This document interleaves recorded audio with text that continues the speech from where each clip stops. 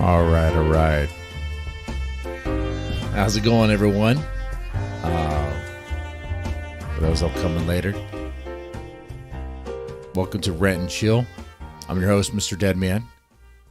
With us here, we have Warhammer. How's it going, Warhammer? You doing okay over there? Hey, bro, what's up? Hey, let's go. Let's go. Yes, I can hear you, sir. Let's go. That's good. That's good. All right, Warhammer. The reason why I'm talking with you is because the other day I was talking about Mersh. I don't know if you know who Mersh is. I mean, he's Nightwave Radio, ROTC guy. And but people don't want to hear about Mersh. They want to hear about you. So that's a good thing. And I looked into you. I was like, man, this guy looks interesting. You saw me. I reacted to your stream the other day. You talk about some interesting stuff about the occult, about your involvement in it, which I can kind of relate a little bit. I dated this Wiccan chick. I know you're not Wiccan, bro, but she was Wiccan. I was Wiccan for a little bit, and I dabbled into like Satan shit for a little bit. I think we all did some cringy shit when we were kids or younger, adolescent. I'd also find your position, or at least what you said in a way about America being how you're pro patriotism, but it sounds like you may have some concerns about how we are as a current state, and definitely want to ask about that. All right. Oh, and we might dig into who really is controlling the world here. Is it the Anglos or is it the small hats? I'm gonna do that here on YouTube. That should be great. All right. That's not going to destroy this channel. All right. Now, with that said, though, I mean, you tell me, Warhammer, who are you and what do you do? Okay, so I'm kind of a I don't have a job, and I'm kind of a neat, and I'm kind of basically like a neat, and I live as a neat. If that Okay, makes any sense. So I'm not it in any does. kind of occupation. I kind of wish that I did, but I live at home with my mom, and I read a lot of books, All right. and I make videos and stuff, and I have a YouTube channel, and just mostly really just cringe and stuff. I mostly A-log different people All and right. stuff. No problem there. I mainly A-log and talk about my subjects of interest and stuff. The people that watch me are not really interested in my knowledge of history. They're more interested in my little shimmy freestyles, and they're not actually raps. It's a freestyle. You Yeah, it's a sing along freestyle. to a beat and you rhyme and stuff, That's and it's right. pretty fun. Yeah. Yeah, Okay. it's not a rap. So you said that the people. And Oh, go ahead. I'm sorry. Go ahead. that's Okay. it's gone pretty good. I've only been doing it for a year. All right. All right. So yeah, and that's totally fine. I mean, you live with your mom. You consider yourself a neat. And for those that don't know what a neat is, I mean, that's someone who just pretty much living at home, right? That's someone living at home and it doesn't really go out and work. It doesn't have a job or anything. Is that right? I mean, when I hear neat, I'm Oh thinking, yes, are they yeah. like anime? Are they just watching anime all day? But I don't think you're watching anime all day. You sound like someone who's like reading history books all day. You know?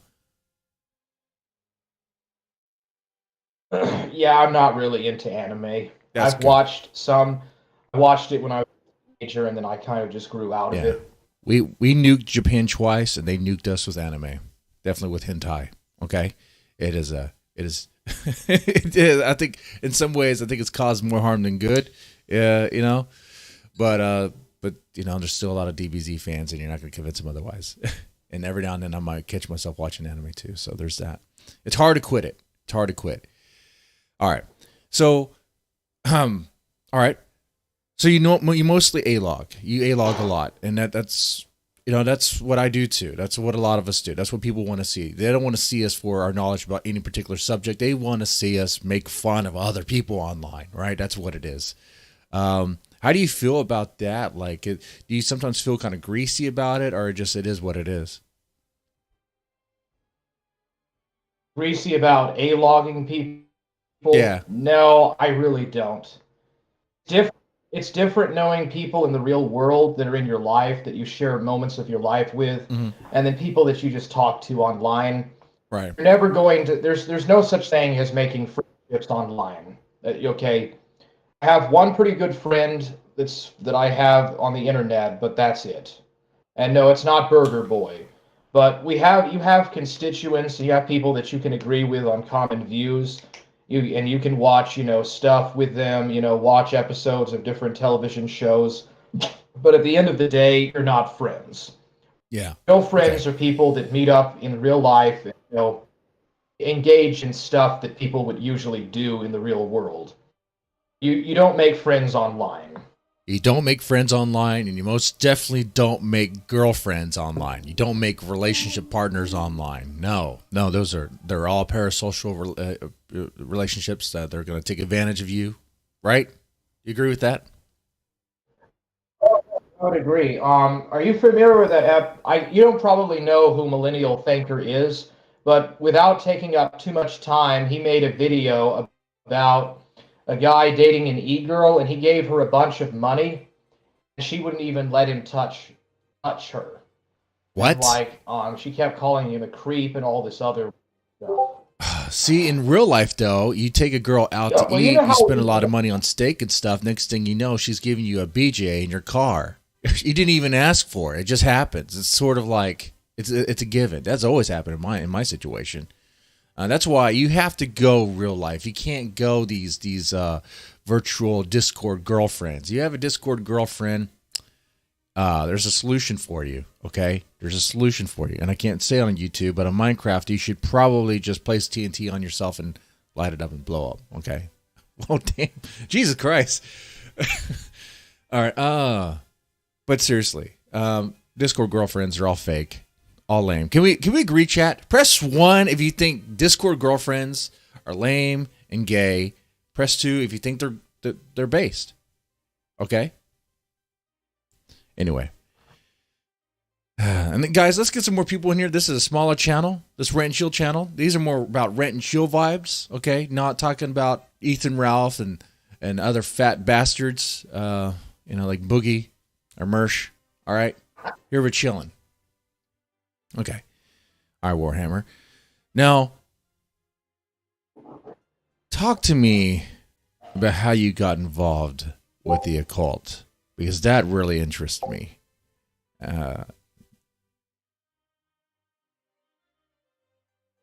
you there? Okay. Yes, I'm here. I'm sending a link to my friend Burger Boy. Okay. He's interested in watching it. He's probably doing his job right fast. Okay, so my history with the occult was very brief. But yes, unfortunately, tragically, I did get into that, but I was an atheist. From about the age of 17 to maybe the age of 22, I didn't believe in God. Okay. That's actually kind of rare for white Southerners to not really have a belief in God, but especially ones from rural parts of a southern state, it's not, you don't see it very often. Maybe you do now, but back 20 years ago, it wasn't that. It was pretty rare. Well, so like I stopped going to church. Okay, go ahead.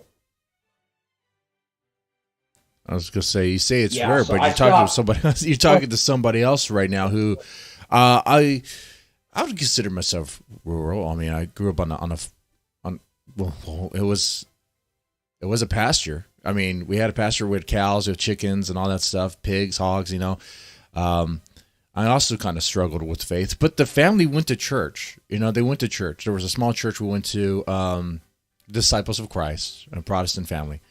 But I struggled with it, especially as a teenager and like junior high and high school. And I too started getting into like dark stuff. Okay. So I do share that with you. And I'm just letting you know, because I know you say it's rare, and it probably might be rare, but here we are, two people from the South, that had a similar path. Yeah.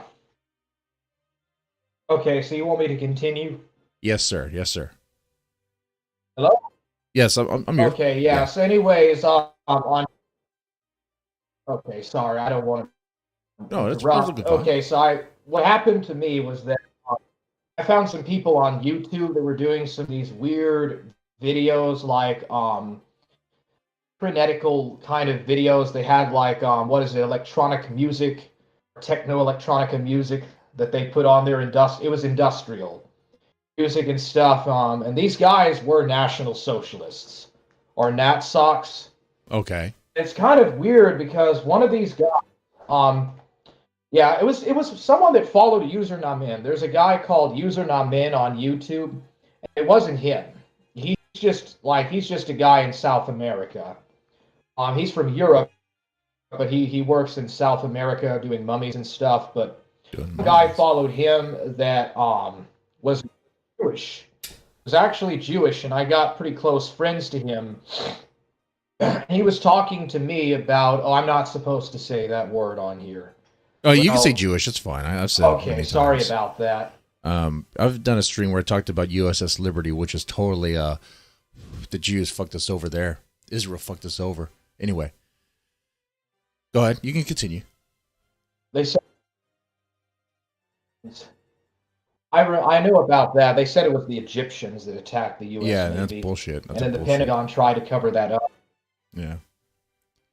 Okay, so I talked to this guy, and he introduced me to like different like real actual magical books. I'm not talking about like the kind of BS kind of occult books that you may find in like in some kind of an obscure section of a bookstore or whatever. He was showing like some actual real grimoires and like Celtic magic and all this other stuff. And Interesting. he said that he actually didn't practice it, he studied it for knowledge. But you can tell that he did practice it.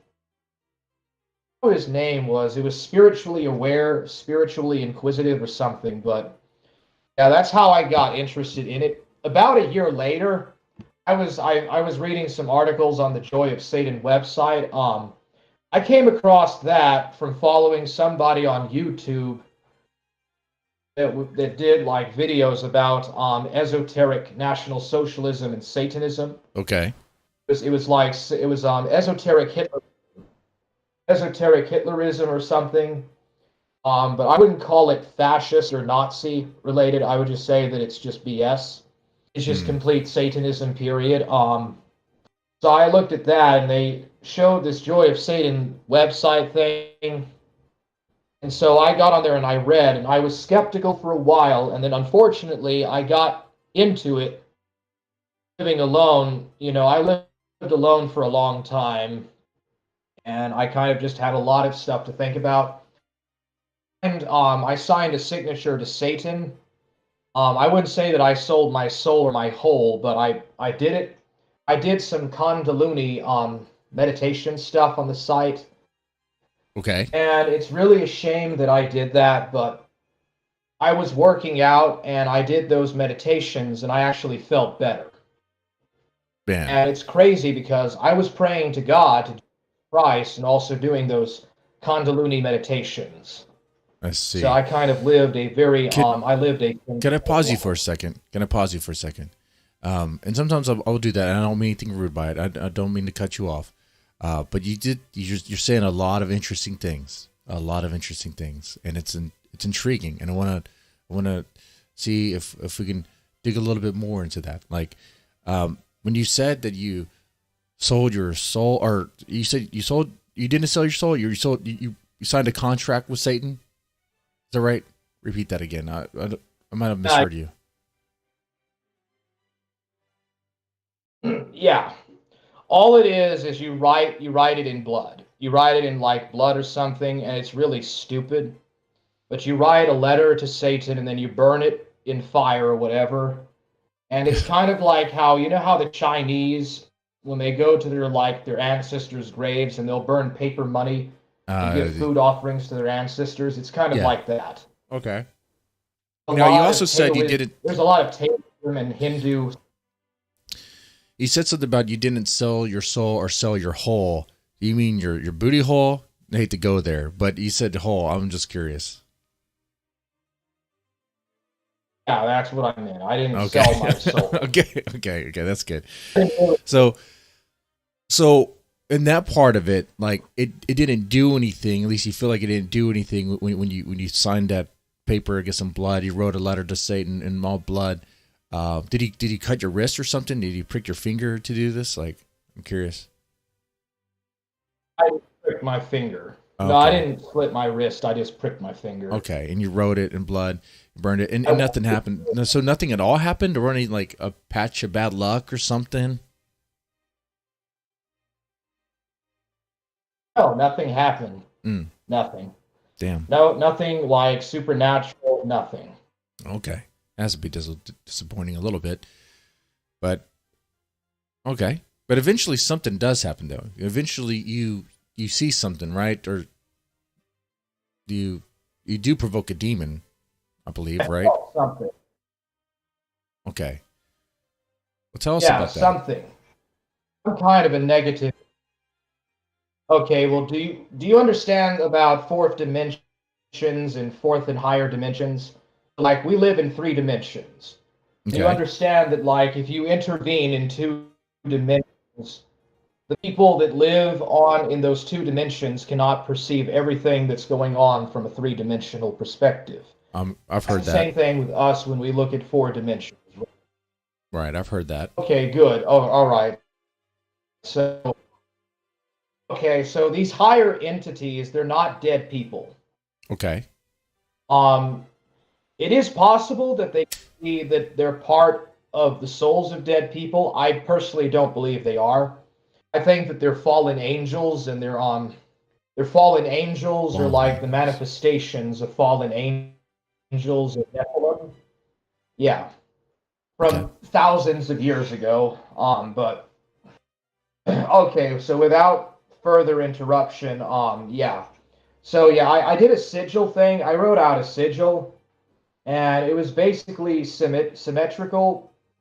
And I burned the sigil. I did like a summoning ritual, and then I burned it, and nothing happened. Damn. Like virtually nothing happened, and then I was attacked in the bed. Like it just attacked unexpectedly. Like you tried to summon it, and it would not show up, and then like a couple of days later or a couple of nights later, it attacked me in the bed, and I was just something literally just threw me right out of the bed. All right. Like Something it through was you. just it Like, was as if gravity and the air just turned against you. okay. Okay. And now that Yeah, that is a crazy story. I mean, yeah. you can imagine that people would be a little skeptical about that. Uh, but you swear up and down that it happened. Yes, I do. Yeah, Okay. something definitely threw me out of the bed. Now, were you intoxicated that night? I don't know if you drink or do drugs. Were you intoxicated or under the influence of anything that night?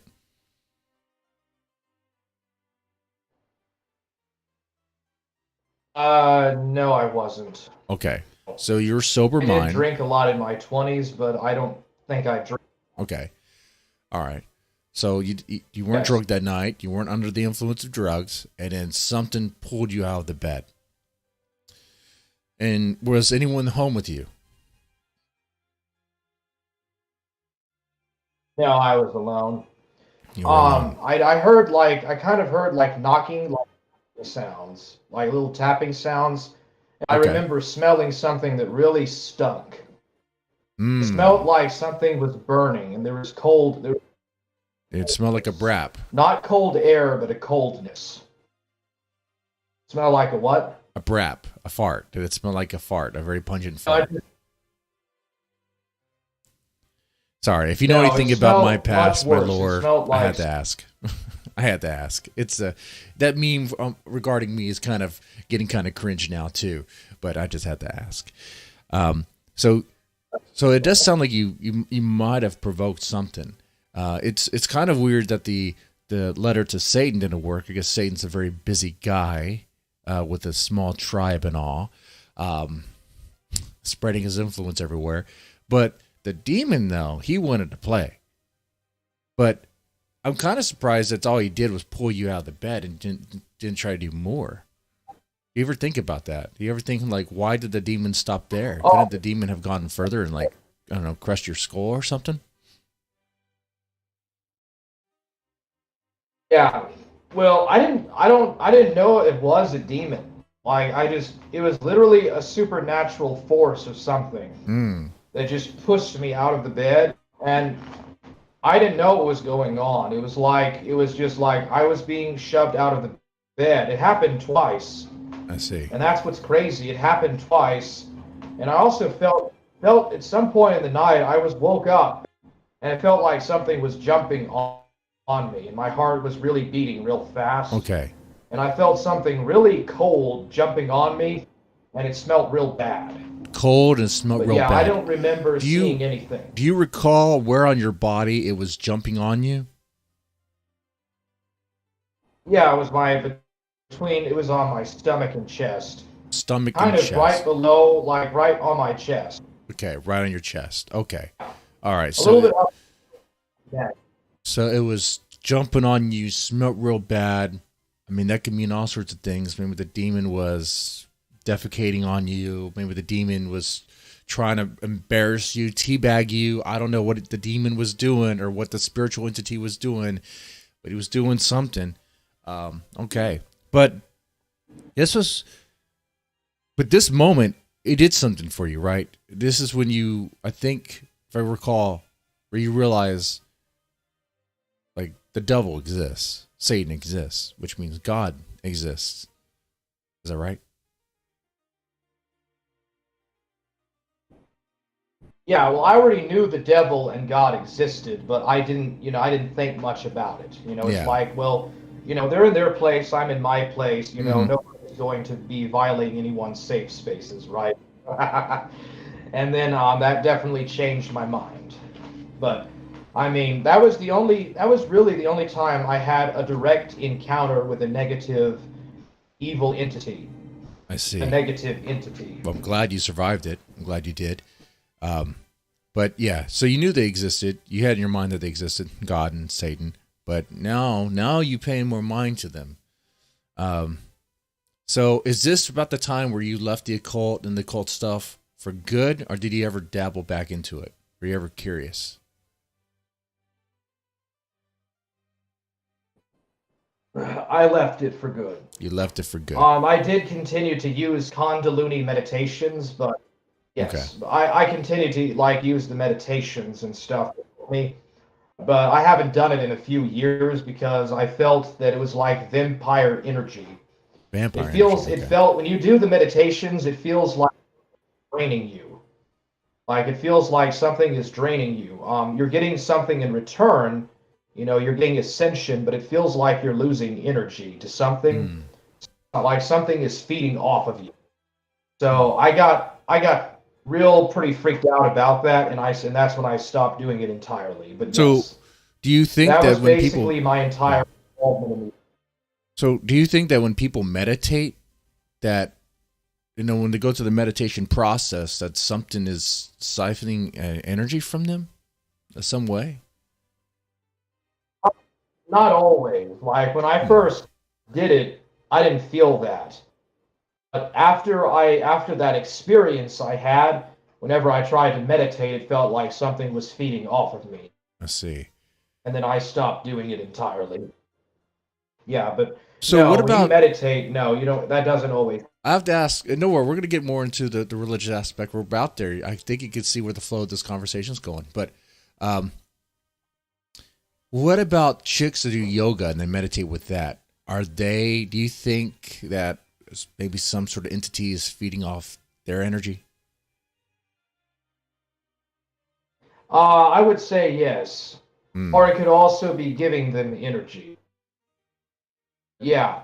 Do you think I yoga is mean, like satanic? most people that practice yoga, no, I don't. But Oh. most people that practice yoga are not for a spiritual connection. But in Hmm. Asia, martial arts and spirituality are completely linked. I see. There's no difference in Asia between the material and the spiritual world. Not like in the West. It's all the same thing Wow. to them. And like in Eastern societies, supernatural powers, contact with spirits and stuff and ghosts and martial arts is all considered the same. I see. Okay, so that's why it's Shaolin monk. So tell me about how you went from, because I'm guessing after this occult stuff, you went more into religion. You left. Were you still an atheist then, or did you become a Christian? Like, what happened? I was already a Christian before I got into the occult. Okay. And then I became much more deeply religious afterwards. Okay. I became very fanatical. Fanatical. All right. How so? Tell me some things about that to help me illustrate this here. In what ways were you fanatical? Okay, so I followed. I was a fanatical Protestant for a long time. Very anti-Catholic. But I understand that there are Catholics that can be considered our Christian brothers. Yeah. I think they're deluded in thinking Pope is a man of God. Yeah. I think that they're wrong to think the Pope's a man of God. There's a lot of Catholics that have converted recently to Byzantine Rite Sedenticantalism.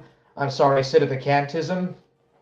I don't really know any of them. A friend of mine on Discord said that he's spoken with some of them allegedly or whatever, but I tried to follow Christian identity for a while, but it was just too much of a cult and I just really couldn't handle it. So I don't really follow any kind of a denomination. I consider myself a member of the unseen church, or the invisible church that Paul and Peter talked about. Oh, see. I forgot the exact scripture, but Paul talks about the seen and the unseen church. Yeah. And the true believers in Christ, or the bride in Christ, are members of the unseen church. If that makes any sense. Okay, yeah, I'm following you there. And I don't have any real stake in it. I'm not one of those to really go, this particular denomination is better than the others. Though there are some that do seem to be a little shaky and shady, like Mormonism and I don't know. There's some that kind of creep up and they're like, yeah, I don't know, man. The origins of that seem kind of real shady, But all right, so yeah, you're a fanatical Protestant. You're still a Christian. It sounds like you believe Jesus, was crucified, died for our sins. Yeah. Okay. I don't necessarily think that the shape of the cross that people think it was is quite exactly the cross that he died on. The kind of torturing the kind of torturing machine that they used to kill really just anybody. Crucifixion was very common in the 1st century BC and AD, or when Christ did his ministry. They even did it with rebelling Roman soldiers or slaves like Spartacus, who rebelled and tried to flee away from his slave captors. Spartacus was crucified in a lot of the same way as Yeshua was. But it's a little bit, I think that it was a little bit different. If you look at depictions of the Christian cross back in the Middle Ages, like around the 13th century, it looks very different from how we conceive of what the cross looks like now. It's not very different. I mean, it's not really an absolute issue. It's still the cross, and that's never going to change, but some aspects of it has changed over the 2,000 years. Okay. You're saying the cross from the medieval period, right? It looks very different. It looks a little bit different. Over the centuries of Christian iconography, and depictions, the cross has changed a lot. I would say that the Greek cross is probably a little bit closer to what it really was like, as opposed to the Roman cross that the Catholic and Protestant churches have. I mean, it's not really a big difference. It's not not exactly a big difference. Okay. All right. But you do believe that Jesus was crucified? Yes. Oh, yeah. Yes, I Okay. do. All right. Okay. So, then have your views on? It sounds like your views on religion has changed. You know, from going from fanatical Protestants to sounds like. Well, I guess I should ask this: what is your opinion on? I guess organized religion, organized church. Do you have a particular opinion or thought about that? Yeah, in fact, I've been waiting probably from the beginning of this stream to talk about this. Oh, here we go. All So right. I think that the Pythagorean, I believe that pre-Pythagorean and the pre-Sophoclean philosophy is perhaps the best one. I think that Sophocles and Pythagoras kind of really, and especially Plato, ruined philosophy and thinking. And this is very important because later in the church, a lot of this philosophy from Plato really ruins the church. Neoplatonism and metaphysics or Greek metaphysics actually kind of ruin a lot of Christianity. And the Platonic thinking and stuff that Thomas Aquinas gets it into, as well as Gnosticism. A lot of Gnosticism actually seeps into the church. It really destroys and tears up the church and causes it after the first century because in the book of Galatians, or was it, yeah, the book of Colossians, it mentions, Paul is already mentioning that already the church is falling away from what Christ intended it to be. The church, even Mm, back in the generations of the apostles, was falling into apostasy. And for really the majority of the history of the church, it's been falling into apostasy. And Rome and the pagans ultimately won in that regard, and Constantine appropriated the church for his own pagan ends. I see. Like Constantine Yeah. the Great was not a Christian. He was a Platonic pagan larper. He just used Christianity more so as a political tool than anything else in the Roman Empire. Mm, That was the only reason why it all of a sudden became tolerated after like centuries of very harsh, very brutal persecutions against Christians. I see. I You know, see. but I would say that the Augustinian, yeah, I would say that the Western Church, when it broke off from the Eastern Orthodox Church, and adopted Augustinianism and scholasticism, that was very good because that helped to really create. I think that the Augustinian and the scholastic aspects of the old feudal parish church model was very good in the history of the Western Church. Western civilization is a product of the Catholic feudal church. And the truth is that this old feudal parish church system was destroyed by the Gnostics in the form of the Jesuit order. The Jesuits are not pious Catholics. There's a difference between a typical church-going Catholic and a Jesuit. All right. Please explain. They and the Jansenists brought. Okay, sorry. Oh, I was just Yeah, elaborating. they Just brought saying, please explain. Gnosticism into the. Okay, I see. It's okay. So yeah, there's good things that came out of the Western Church, like Augustinianism, like Martin Luther, the Reformer, was an Augustinian monk. You Okay. know, he trained and he learned and he read from Thomas Aquinas and from especially Saint Augustine, or what we know as Saint Augustine of Hippo, and the Scholastics. He was part of that, and the transition away from the monasteries to the mercantile guilds, and the demise of the monastery system and the invention of the printing press, Mm, that is what really cleared the way for the Renaissance and the Reformation. Erasmus, when he translated the Textus Receptus into the Latin Vulgate, he basically opened up to a lot of learned people in Europe access to the New Testament that was right. previously closed to a very small circle of people. That's true. Yeah. So in a way, it was good that Constantinople fell to the Turks, because then we wouldn't have gotten all those Greek manuscripts of the New Testament. That helped to really pave the the way for the Reformation. What really happened in this country is when the American Revolution destroyed the connection between the state and the church and the end of the feudal parish model. I thought it was Oliver Cromwell that destroyed it, but it was the American Revolution in this country that ended the feudal parish model.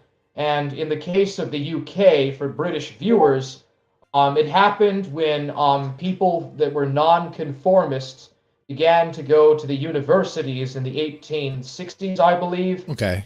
When the Church of England pretty much disenfranchised itself in the 1800s. I see. So okay. the end of the feudal parish model is when Christianity declines. Okay. Let me pause you right here. We've gotten far. We've gone far with that answer. There's so much to kind of unpack, as they say, right? So much to unpack there. Let's rewind, go back a little bit to how you say, about how the church, the idea of the church, has drifted far from what Christ had intended. Explain that a little bit. Explain that some more. Oh yeah, the church. Even during the apostles, even during the time of the apostles, the church fell away, and Christ said that there was going to be a falling away. People would focus more on the works, on doing a religion of works instead of a religion of faith. Christianity was supposed to be different from the work of the Pharisees and the Sadducees in the sense that there was not going to be an organized temple priesthood anymore. There was no longer going to be an organized Sanhedrin, and instead it would be a church, an open church of free-goer worshipers, and everyone would be equal because everybody would be equally saved. Yeah, that seems like it would be more Christ-like. By divine grace through faith. I was adding to you. Yeah, I think that would be this is really more Christ-like there, because in an open church where everyone's allowed to just kind of go, and it seems kind of weird that you would have to go through a particular person to talk to God. It seems like you should be able to just talk to him. I mean, that's my view on it. But yeah, please continue. Yeah, well, that was the point of the biblical codex, or the Bible, the Biblos, which is from the Greek word biblo, for book. That's the origin of the Bible. But Bible, our canon of the Bible is consisted of 66 books in total. There's 50 or so books in the Old Testament, and then about 14 books in the New Testament, from Matthew to Revelations. The Old Testament, I think, still holds some weight because there's a lot of good knowledge, like in the book of Psalms. The book of Psalms is really wonderful, and the book of Proverbs is very inspiring. And for people, that feel that they are disenfranchised in society, you can read the Lamentations of Jeremiah. It talks about how the nation is under the heel of foreign rule, how the nation has fallen under foreign yoke. The people have been enslaved and have been reduced to second-class citizens. I think a lot of people could feel like the Lamentations of Jeremiah resonates with them, especially if they have felt persecuted as a minority. Okay. Now, you did say something about how you felt that, I guess during the American Revolution, that when we broke away from Britain, that it broke us away from the church. Is that right? Did I hear you right on that?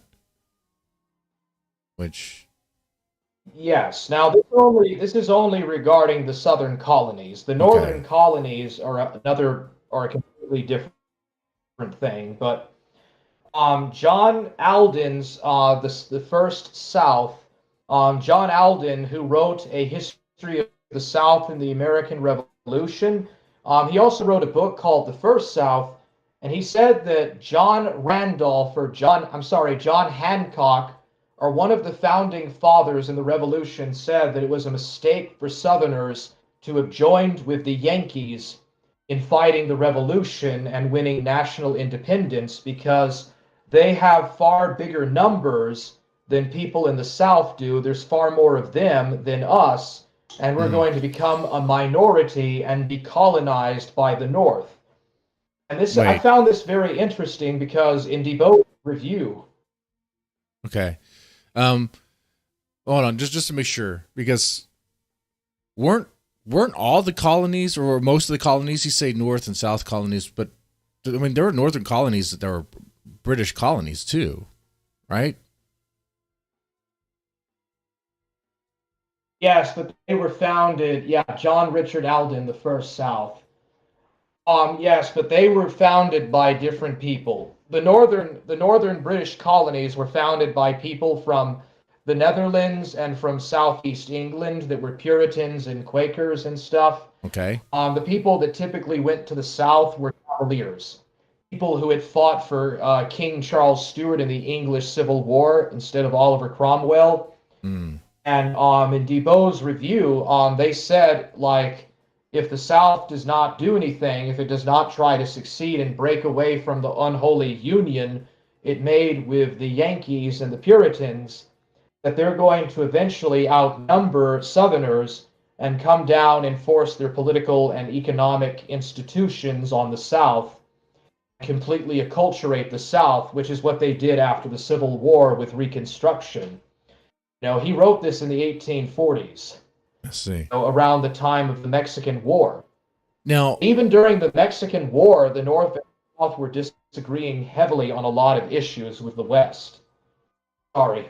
Now, does it, being, looking at this from a Protestant lens here, I mean, does it necessarily matter that, I guess that during the American Revolution, I guess that the Southern colonies, through that act, broke away from the church of, I guess, are you saying like the Church of England? Or are you saying like Catholicism? Because it seems like, I mean, like, what do you mean? Like they broke away from the church? I'm kind of confused on that. Like to me, as a Protestant, it doesn't seem to really matter necessarily. Like, because wouldn't they be able to that? Like, I don't see what the connection is there. I'm not following that. But help me out there. Okay, when Henry VIII broke away with Rome, he preserved the ecclesiastical organization. Okay. And stuff. I think that the feudal parish high model church was the best model for Protestant churches. In the American Revolution, a bunch of different churches broke up. Okay. Like there was no longer royal authority, crown authority anymore, and it was now free government by the people for the people of the people. And the churches, all of the southern colonies were Anglican. And that's what's kind of weird. Like every southern colony was Anglican, very much Anglican until the Revolution, and like all the northern colonies were like some kind of separatist breakaway church from England. It was founded by Protestant dissenters, and the South was founded by Anglicans. Virginia actually banned any kind of Catholic or Puritan or religious dissenter. Virginia only allowed gentlemen who were Anglican and Royalist into the colony of Virginia, or the Commonwealth of Virginia, and that continued at least until well into the 18th century. But what the American Revolution did, it severed that connection to the feudal parish model. It was created by King Henry VIII and kind of preserved by Oliver Cromwell. And what that did was that it led to the Second Great Awakening, and it caused this is where abolition comes from, is from the First Great Awakening. Jonathan Edwards, the preacher, the Methodist preacher, he wanted the slaves to be free. Like all of these Quakers, all these Quakers and stuff, they made money off the slave trade. Wait, wasn't the Jews? I thought the Jews made money on the slave trade too. The Jews did too, right? Or the small tribe. Yes, yeah. I mean, yeah. Savannah, Georgia. There was in fact the Sephardic Jews that brought the first slaves into the Carolinas, but It was Jews, much Quakers. more Puritans and people from New England. Okay. Yes, they made a lot of money out of the slave trade. Philadelphia was a very important transit point for slaves. I And see. then it's so hypocritical of these people, because they became the staunchest abolitionists after Okay. like the mid 1700s. They all became like racial egalitarian and like anti-slavery or abolitionist. And the North, actually, the revolution made the North more patriotic. Whereas the North became like more egalitarian and more freedom loving and like more open and metropolitan, the South stayed rural, and it actually became more ethnocentric and nationalist after the revolution. And by the 1830s, you have people like what was it, John C. Colhan, who wanted to break away from Jeffersonianism. Okay. Jefferson advocated for the gradual emancipation of slaves and returning them back to Africa, or for colonization. And Interesting. then more and more, this very brief abolitionist stint in the South faded away. Like, most of the planners did not really care about colonization of blacks or abolitionism. Jefferson talked about it, he flirted with it, but at the end of the day, no one, even in the 1700s, really was willing to actually free the slaves from the plantations, because they were important assets. I mean, Right. would you really want to destroy, the only means of your livelihood?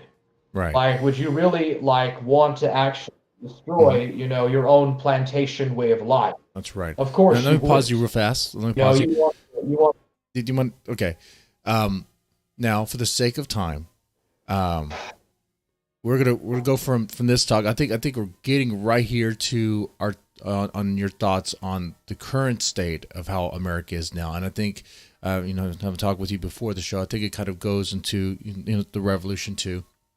So let's kind of, I guess, shift gears into that. What are your thoughts about how America is now? Because you said you're pro patriotism, or sounds like you consider yourself a patriot, that you love America, or at least you like the ideas that America was founded on, but you don't. But there's some issues. You have some concerns. It sounds like. And correct me if I'm putting words in your mouth too. Okay. Anyway, just explain like what are your concerns about the current state of America? Okay, so I think that there are lots of enormous differences between Southern and Northern whites. Most people in Okay. the North are like Catholic, or like mainly people that came over from immigrants in the 19th and the 20th centuries. And they're actually relatively recent immigrants. The South did not really have that kind of an immigration trend. So the result of that is that the South is actually a very different place from the rest of the United States. Okay. Not just the North, but the South really does stand out.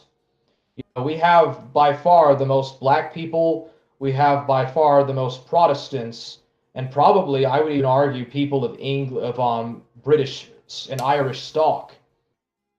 Like, most of the British and Irish live in the South, or up in the And German Northwest or the too. Western There's states. German immigrants. A lot of German immigrants in Texas.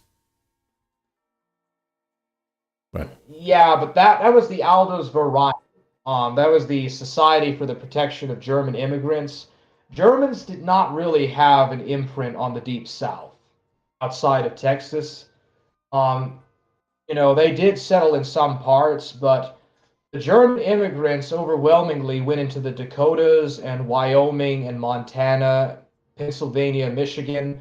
That's why it's called the German Belt. But mm, overwhelmingly, the South wasn't really touched that much by Germans. And the reason why is because Germans are very independent and hardworking people, and they tended to scoff at slavery a lot. Some of them owned slaves, but mm, the Texas Germans actually kind of scoffed at it. I see. And a lot of them refused to approve of secession and all of that. Now, do you think the American Revolution was a good thing, though? On the outset, yes, there was some good stuff that came from it.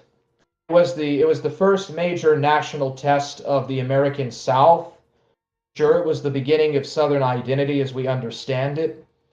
It was later, further tested by the frontier, by the war with Mexico, and then later, the war between the states and Reconstruction. But it really, the beginning of the separation of the South from being subjects of the British Empire to having a real serious identity began because of the sectional divides in the antebellum period that were caused by the American Revolution. The American Revolution created a lot of inner feuds and inner friction between the different sub regions of the country.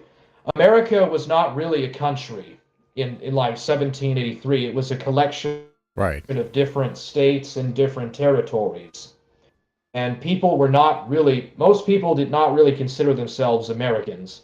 It was not that unusual to say that you were from the state of New York, or that your country was the state of Virginia, or that. I mean, even in the North, people identified first and foremost with their state. It actually took a long time for people to really get into the mode of identifying with the political experiment of the United States. Mm. It's a very new and very strange thing on the stage of world history. Yeah. This kind of government was never really tried or practiced up until that point.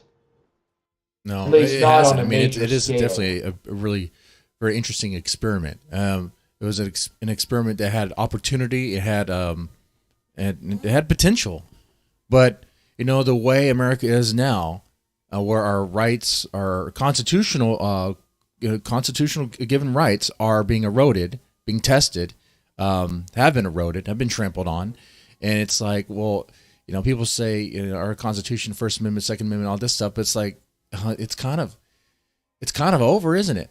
I mean, you have the government restricting speech. You got definitely the government restricting speech through corporate interests, roundabout ways. You have them where they can freeze your bank accounts, that they can shut you down if you're seeing certain things. They restrict your guns and all this stuff. So, we are in a situation now where it's like we are not the America that we were supposed to be, that we're founded on. We are now America police state. That's what we are. What do you think about that? Yes, and isn't that not tragic that gave up, like Americans gave up? I'm not just talking about Southerners, but just Americans as a whole gave up on their rights. They allowed the government to create like a welfare granny state, Mm-hmm. which we're not really a completely social welfare state, but that's kind of where we're going with Medicare, Medicaid, and all of that. But you talk about how our rights have been restricted. That's been going on since at least the Clinton and the Bush era. Yeah. I mean, that's been going on for sure at least after 9/11. Mm-hmm. But even in World War even in World War One and World War Two in the Vietnam War, Mm-hmm. like any kind of anti-war speech was opposed. Yeah, that's true. Anyone that published anything that was like anti-war or pro-neutral or anti-British were jailed. Like Right. nobody was willing to talk about how the British in World War One would stop and like open up and confiscate supplies on American neutral vessels on the seas.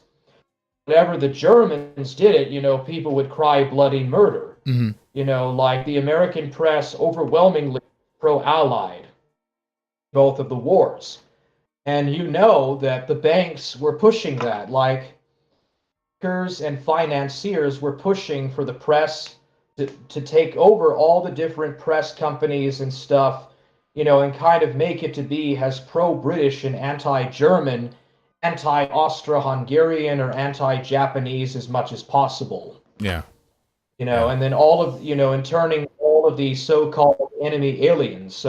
But that's a whole nother can of worms It is. to open up. But German Americans have for a long time had their civil liberties as citizens suspended.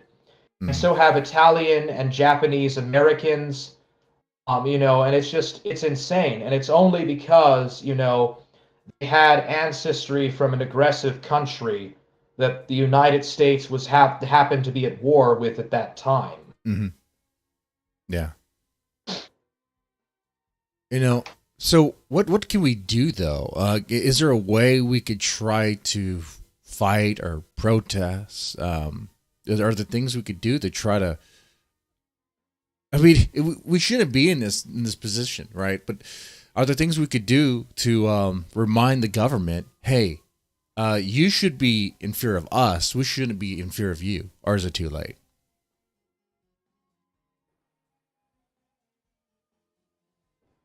Um, it's not too late. There's never such a thing as too late. But I would argue that you don't have to turn against the U.S. Army and the police forces to oh, the train's coming. Oh, that's okay. You don't the have train. to turn against the we have Jews in the header. We're gonna talk about the Anglos and the Jews at the last bit. That's gonna be the last thing we'll talk about. Anyways, go ahead. I'm sorry. Yeah, okay, so yeah, I think it's too late for the federal government. Yeah. It's not too late for America. It's never too late to fight for your country. So yeah, absolutely. I mean, Southerners could still rise up today. There's a lot of Southerners in the U.S. military. There's a lot of Southerners that are armed and have guns. The simple truth is that most of the people that live on the urban areas on the coast, the two coastlines, do not really want to fight a war for the federal government. And most of the people who would be willing to fight and die in blood for patriotism or whatever are going to be mainly white conservatives. Yeah. Most of the immigrants that have come to the United States recently do not share the same values as the people that have been here before 1965. Like the Americans that immigrated before 1965 or so, especially, before the Great Immigration period. And so, yeah, it's not too late to save America, but there's a lot that needs to be done. There's going to have to be a lot of deportations. Are you familiar with the Johnson-Reed Immigration Act? All right. And you're right. Like the immigrants, they're not going to fight for any cause. They don't care. And the urbanites, what they'll fight for is BLM, or they will fight other Americans on behalf of the government to impose restrictions. Like the people, dude, there's fucking libtards that are protesting for mask mandates to come back in certain places. I was like, what are you talking about? You guys are insane. Those masks aren't even working. They didn't work from Jump Street, motherfucker. But anyway, you said something in the DM in Discord. You asked me, and I'm going to code this, okay, with as carefully as I can. If I would be for, let's say America was a Minecraft server, okay? Let's say America is a Minecraft server. Would I be would I be for an armed protest?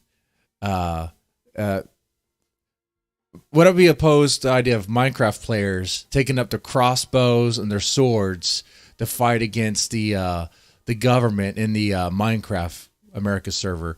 No, I would actually be for it. I'd be for it. But I believe you had a response that was kind of interesting, and feel free to explain. As coded as you can make it. Yeah. So it's all right. It's all right. Okay, so I don't think that right now is the time to do what you suggested about the Minecraft players rising up. That's what the Fed wants people to do. Right. They want Adam Lanza, like McVeigh type people that have a history of mental illness. Right. Like bomb stuff. And the thing is that the FBI will actually arm some of these people and will give them advice and stuff with secret agents. and they will actually help funnel these terrorists weapons and stuff, and like allow them to do these terroristic sprees just so that they can put more counterterrorism laws in place. Just for the purpose of actually pushing it, because I don't think that people really understand how the deep state actually works. The American deep state is real. People have wrote books about it. I really don't have time to go into all of it, but you can read Anglo-American Establishment by Carol Quigley, and I always recommend the books by Anthony C. Sutton. He did a lot of good research on about socialism and stuff. William Cooper talked a lot in his old radio podcasts about the Okay. rise of the socialist granny state, or big pharma socialist granny state and stuff. But we're actually in a worser position than even in 1984. We're far past 1984 and Oh yeah, I Brave New agree on that. World. We've already come into democracy. So But yeah, if I got you we've correctly, what I'm hearing already. is that if these players of Minecraft take their swords and crossbows and flint and steel and TNT and they go towards the Minecraft server government to try to take it down, like the Constitution was written to give the people, the Minecraft players, that power with the free speech and right to bear arms and all that. I mean, those rights were given to us so that we can, the Minecraft players, could hold the government in check. But if you were to do that, especially now in modern times, you would be your efforts would be infiltrated. The Minecraft players would find out that there's people within their team that are like going to be, I guess, doing friendly fire. Okay, they'll be taking you down, and then there's also that the Minecraft government would be crushing, and then they would then impose like greater, stronger restrictions, and it become even more of a police state, and it become even more emboldened. So it's like the best way to go about this, if you want to enact any sort of change, if you care for, if you believe in the American dream and you want to try to get your freedoms back, you're going to have to do it in a more, I guess, peaceful way. Like, I guess what the truckers are doing, something like that. Right? Yeah. Are you familiar with like the Southern Renaissance of the 20s and 30s? The Like, summer just renaissance trying of the to 20s and preserve 30s. Okay. like Southern or Confederate. Okay. Yeah, there is a yeah, like there was a lot of books that were written on the Lost Cause, and then later there was the Southern Renaissance. I can't think of any names off the top of my head, but like what a lot of Tibetans do is they preserve their language and their practice of Buddhism and like their culture and stuff. And the Kurds, like they keep their communities together. They're very family oriented, and they do a lot to preserve their culture and stuff. And like kind of like I guess you could say that Southerners are like the Kurds Okay. of North America. So kind of preserving our sense of like religion and beliefs, our own unique literature and poetry and stuff from the past, our colloquial dialects, our writing and prose style, which is unique in American history, preserving the Confederate view of history overall, and stuff like that. That would be that to me is the best way.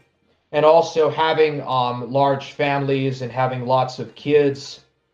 Actually, white Southerners do very good in this regard. They do have children. White Southerners do seem to have a lot of marriage and children stuff sometimes, I guess. That's one good strong point.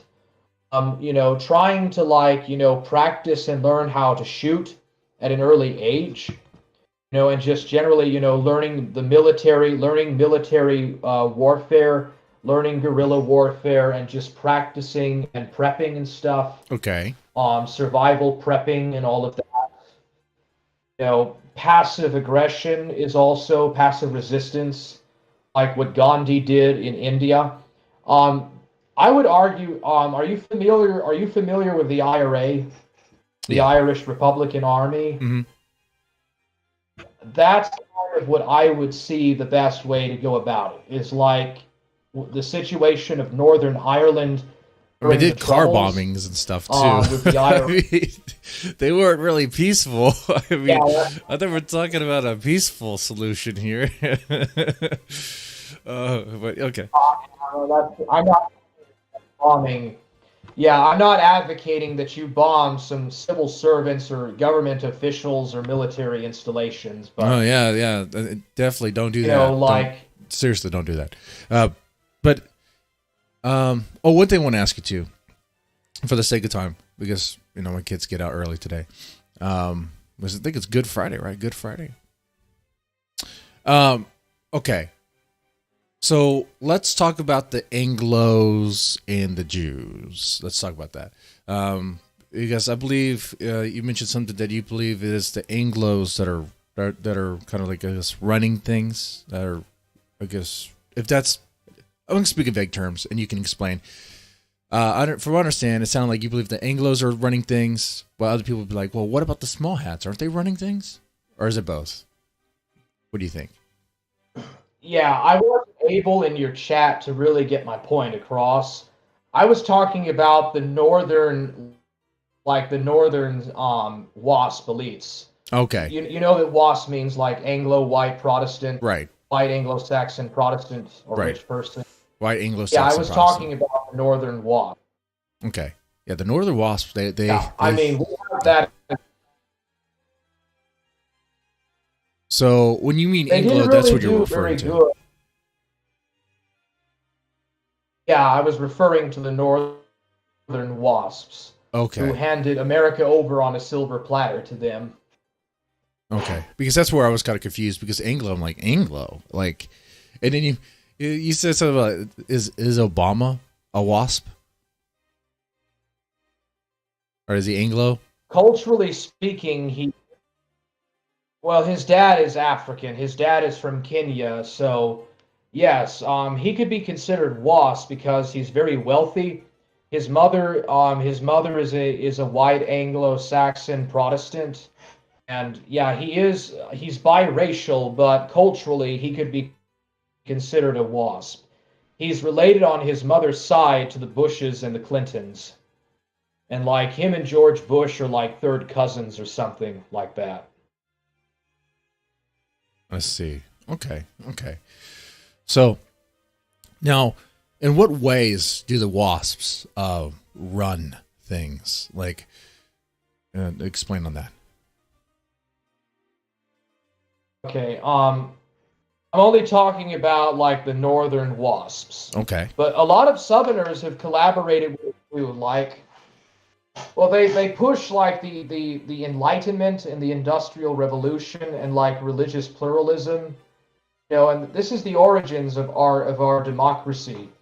America was not founded to be a democracy; it was founded to be a republic. You can even Right. find a Benjamin Franklin quote about that. I'm not paraphrasing the exact words, but we're giving you a republic, not a democracy. So, especially with President Woodrow Wilson did a lot of bad things for this country, even worse than anything that Lincoln could have ever done. Woodrow Wilson created a lot of the problems that we have today, Okay. like women's rights, women's emancipation, prohibition of alcohol. That was later receded in 1933, but a lot of the progressive ideas and stuff is from when Woodrow Wilson was president, and he caused a lot of problems domestically and in foreign affairs. Mm. Like he was the first president to go to Europe during a presidential term. Grant was the first one to go to Europe. He was the first one to do so when in office. Okay. And he really caused a lot of geopolitical problems in Europe and in Asia. And that was the start of a lot of issues and stuff. And we're actually still in the process of the shock waves of what happened after World War One. World War One had far more long-lasting consequences than even World War Two, I would argue, Hmm. even though that was a much more bloodier war, and the scale of that war was much more devastating in terms of human lives. But World War One gave us Bolshevism. It gave us a lot of high finance industrial capitalism, and that kind of free enterprise that like a lot of people on the right love to talk about, the anarcho-capitalists, the ANCAPs. We Yeah. have not had free cartel capitalism since 1929. Like ever since the Great Depression, the government has been pumping money or Federal Reserve notes into all the banks and the businesses. We don't even really have competitive free market enterprise anymore. It's all just state controlled or state co-opted, And this was all and it's done just put kind of under a through the WASP neoliberal. influence, though. You're saying that like these things that you're talking about were done through like WASP influence, um, white Anglo-Saxon Northern Protestants. Brahmin Yankee. Okay. I would say Anglo-Dutch, actually, like Northern New England-based Anglo-Dutch. And then later, the small hats and Roman Catholic people came in, and they bought up shares, and they became kind of wealthy and stuff. The Irish Catholics and Hmm. Ashkenazi Jews and some other people too, but mainly the small hats came in and they took over, and they actually disenfranchised the Northern Wasps. And that's kind of Hmm. the crazy thing. The Northern Wasps were outplayed by these other people that immigrated later at Right. their own game. They were outplayed. I see. So a lot of the reason that they have so much power today is because they won out against the Northern Anglos, the Anglos of the northern states. And there's not even really Anglos in the northern states anymore. It's become so like the white people up there are of so many different immigrant backgrounds now. Okay. There's Okay. a lot of Polish What? Okay. and Russian immigration. Okay. Now is that changing though? Because like you said the small hats outplay the wasps. But what about now with all this love for China and kind of doing things on behalf of China? Is that shifting now to where now China's kind of like coming in with a massive influence, buying things up, and definitely buying off our politicians and corporate interests or corporations? Yeah, the Democratic Party has really sold out to the CPC or the Chinese. The Yeah. Chinese are able. The Chinese went under Mao. The Chinese had like a state-controlled co-opt, total command economy. And Deng Xiaoping, what he did was he transitioned the market. Well, he didn't actually create market reforms in China. He just made it to where the Chinese economy was anywhere between complete total state socialism and open market capitalism. And the Chinese economy is technically still in transition between that. I see. But in reality, nobody really owns nothing in China. Private property doesn't actually Well, exist. that's true. What you do is if you have a business, you lease it from the government for 99 years. Like you can buy up real estate, it's very cheap in China, and you lease it from the government for 99 years. Hmm. And then you can make whatever money you want. Right. These are actually very But low for wealthy now, people as in far China. as but what do you know about the China buying influence or having massive influence on America right now? I would argue that there's actually more Western influence on China than there is Chinese influence on the West. There's just a lot. The Communist Party is trying to push their ideology, and it's failing. There's already a lot of backlash. What Oh, they do is failing. they try to I'm not sure they if it's buy for failing though. in the third world. I mean, I don't know if I But would what they describe do it is as they try to failing. buy If for influence in the third. okay, well, um, when you say it's failing, and you think about these kind of very pro-Marxist movements like BLM and stuff, and Antifa, which is pretty much pro Marxism, getting kind of like a rise in power. Looks like definitely. I mean, they're allowed to protest. They're allowed to burn things down, and seemingly not even being bothered. You know, if they get arrested, they get released. I mean, you see influences. You know, going to go with like Jewish influence and extremely liberal influence, making to where our legal system just releases these people. But getting back to what I was getting back about these very pro-Marxist movements, when you look at that, is China winning on its influence? I wouldn't say that China is winning in so much as the West is descending. It's actually self-corroding on itself, and the Chinese are just taking advantage of processes that were already very transparent from the outside. And so, yeah, the Chinese will have their communist officials or their communist agents. But if you really look at BLM, it's actually closer to Castroism than it is to like Maoism.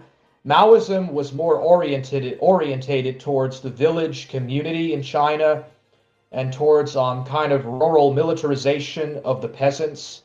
Castroism was more endorsed to like Simon Bolivar type of bourgeois liberalism, and so they're more of what we call the new democratic revolutionary. Sorry, that was a call coming in on Skype. I've got to close my Skype. Sorry, I was not planning on that. Go ahead, continue. Well, but hold on here. Hold on. Pause. Time out. Hold on. Let me see if I just. What the hell? Hold on. No, let me just answer it once, and maybe I can. Oh, it stopped. Look at that. There's something you said, and I think you kind of a point there where it's not so much that China's winning, but the West is receding or crumbling in a way, breaking down. And there's something that Putin said about the woke stuff. Okay, how Russia or Putin is handling when it comes to these SJWs and woke fucking ideology. He wants to shut it down. He wants to crush that shit. If you come in, if you're gonna be all woke and LGBTQ and pro, all this stuff, whatever. I don't know how true this is. Okay, we'll take your citizenship away. So it's leaking into Russia. It sounds like the Western, very pro, I guess, progressive ideology stuff is trying to go into Russia, but they're trying to shut that shit down. And it tries to go into China, but they try to shut that shit down. Oh, no. We're not going to have your gay movies, If you bring any movies over here to China that have gay stuff in it, take out the gay stuff, and maybe we'll put in a theater where no one watches and just claim people watch, So you might have a point there. I think you might have a point there that it could be that the West is just kind of eroding on by a monster that they created. I would say it's probably helped funded by China, by funding these universities, but also by America. I mean, American government paid these universities a lot of money too, and these universities were just pretty much creating these fucking crazy ass ultra progressive because lib idiots. They're just, I don't know, man, they're out of control. They want their commie utopia, but I don't think they understand what that means. They're completely lost it. They're not thinking right. They're not in reality anymore. Anyway.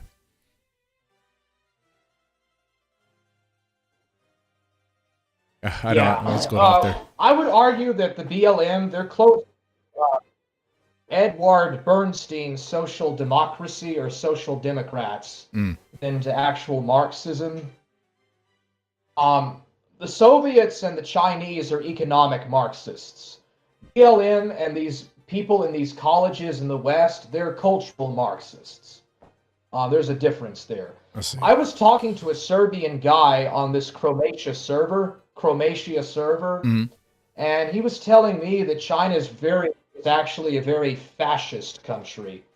Or like China would be sort of a ethnically Han version of fascism. Well, yeah, I can see that. Yeah. If that makes any sense.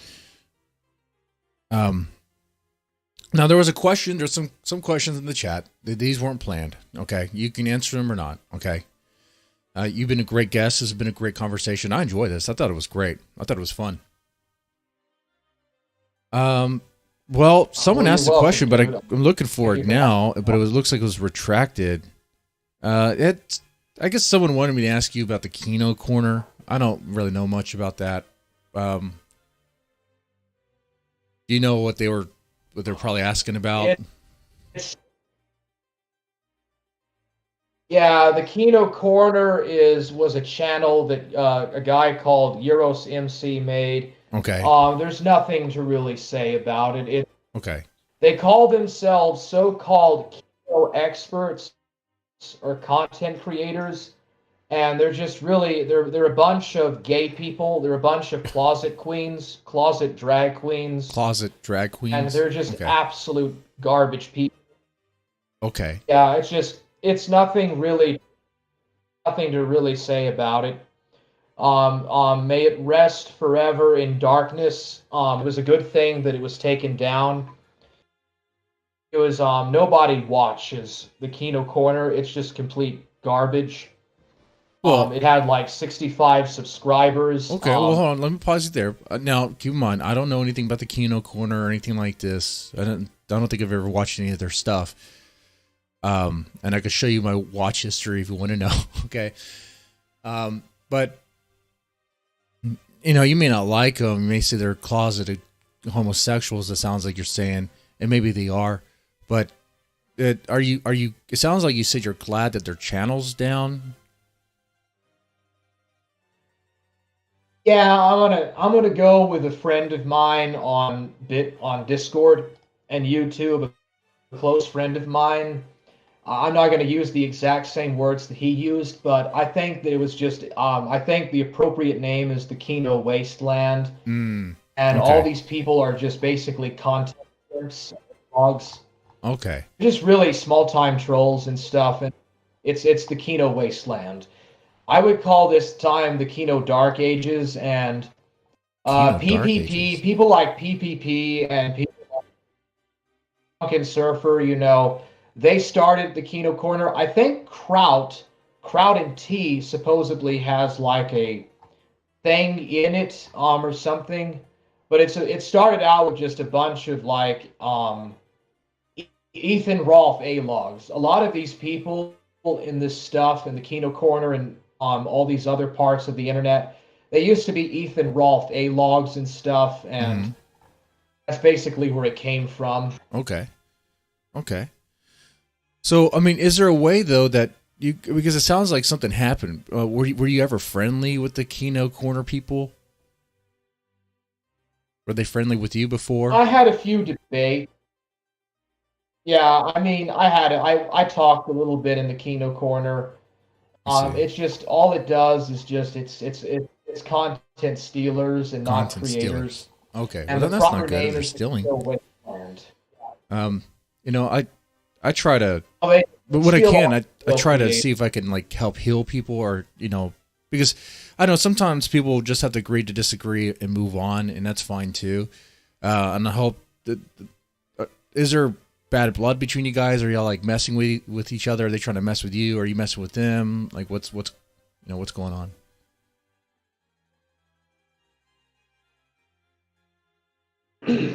I thought that they were good people, but I've since found out some more stuff about them. Okay. And they're just nobodies. They're small timers and nobodies. And I just call it the Kino Wasteland. Kino Wasteland. I'm by far the most successful content creator in that entire corner. You're the only most one successful content creator from that corner? Okay. Well, you did say, in all fairness, you said that PPP was part of it, and you said Kraut and T. I remember that name, I recognize that name. He's the guy who had the doxing server, right? The conservative doxing server. Like, he would have doxed someone like me if it came out and was like, hey, I'm pro-Trump. I had to keep that buried for a long time because I was working with a lot of liberal thinking writers back when I was publishing stories. But so wouldn't Kraut and T be a bigger content creator, or PPP be a bigger content creator? Yeah, well, Drunken Surfer is in the Kino corner, and he used to be a boyfriend with PPP. Well, yeah. And they broke up.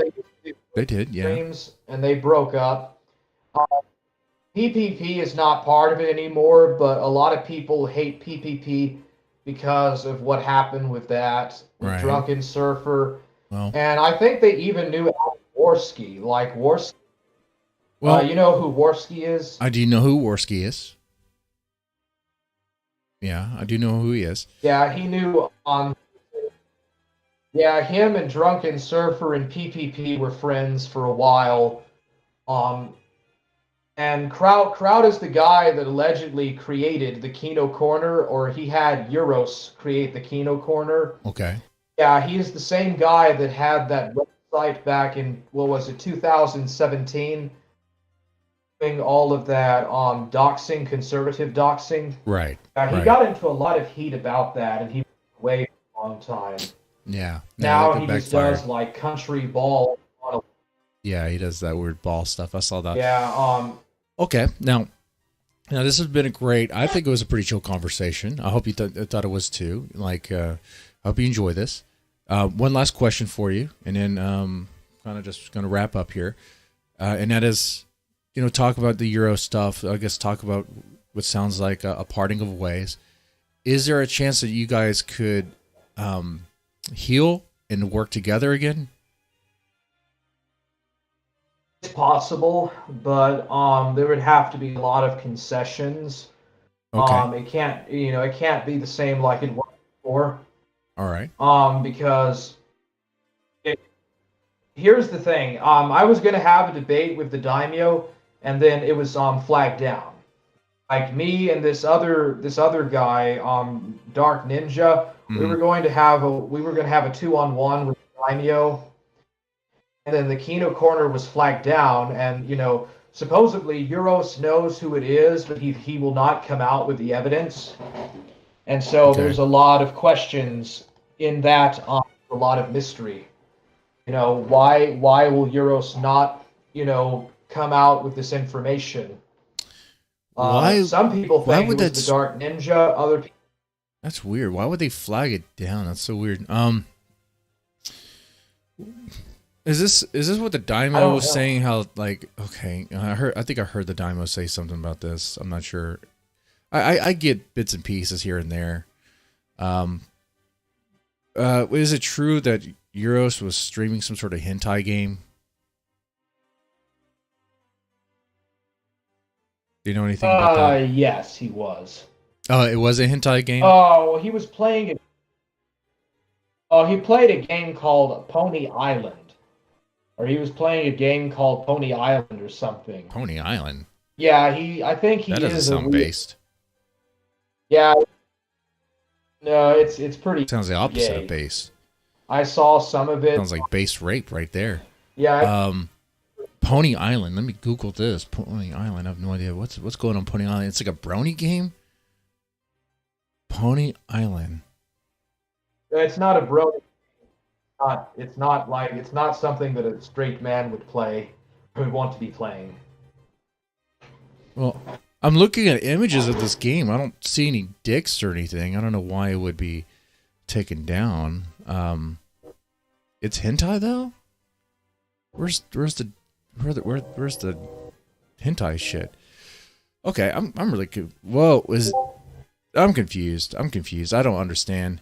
But hopefully things hopefully things over time, you guys, remain peaceful, become more peaceful, and can work together. With this IBS sphere, I don't know. A lot of the people who watch this, a lot of people I guess, who are in the Kino corner, they might be part of they used to be part of the IBS community, I guess, and they want us to fight each other all the time. They want blood all the time, and I don't see how that's helpful, and that doesn't help build any community. You know, that just helps tear things down and destroy things. You know, not good. Not good at all. You know, if you don't like somebody, just, you know, I guess don't work with them. That's it. You know, it is what it is. Anyway, Warhammer, this has been a great conversation. I really did enjoy this. Chad, I hope you did. I hope you enjoyed this as well. Yeah. Normally we'd be streaming this at in the evening, but Kino Casino is kind of taking that slot, huh? Jesus Christ. Anyway, Warhammer, thank you so much for coming on, and ladies and gentlemen, thank you so much for watching. You guys have a good one.